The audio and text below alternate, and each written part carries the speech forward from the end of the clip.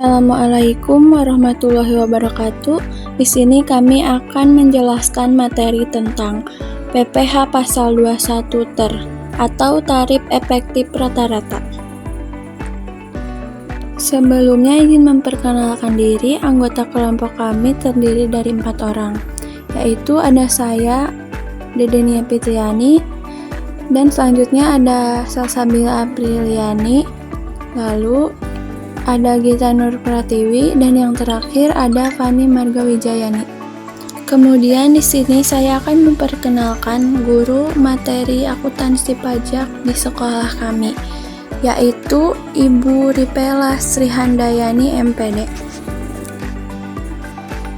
Yang pertama, saya akan menjelaskan tentang pengertian pajak penghasilan pasal 21, yaitu PPh pasal 21 adalah pajak atas penghasilan berupa gaji, upah, honorarium, tunjangan, dan pembayaran lain dengan nama dan dalam bentuk apapun sehubungan dengan pekerjaan atau jabatan, jasa, dan kegiatan yang dilakukan oleh orang pribadi subjek pajak dalam negeri.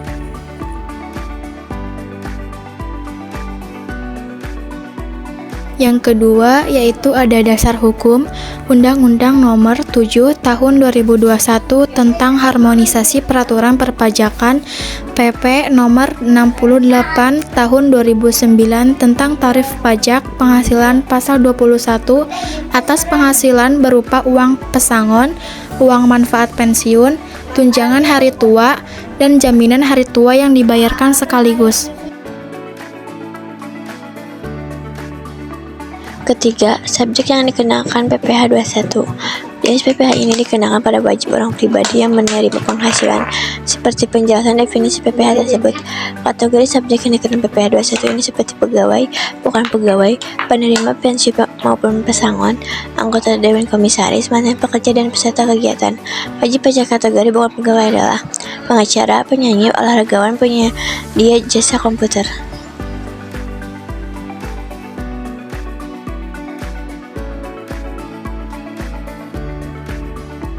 Keempat, objek PPh pasal 21. Objek pajak penghasilan pasal 21 diantaranya: 1. Penghasilan yang diterima atau diperoleh pegawai tetap, penghasilan sehubungan dengan pemutusan hubungan kerja.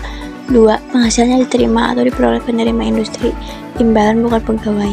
3. Penghasilan pegawai tidak tetap atau tenaga kerja lepas, imbalan kepada peserta kegiatan.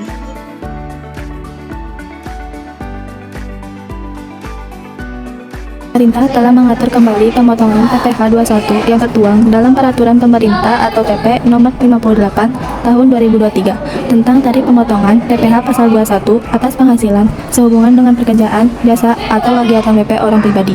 Melalui belait ini, terdapat dua skema tarif pemotongan pajak penghasilan pasal 21, yaitu 1. Tarif berdasarkan pasal 17 ayat 1 huruf A UU PPh, skema tarif progresif pasal 17 ayat 1 huruf A UU PPh ini digunakan untuk menghitung PPh 21 setahun di masa pajak terakhir.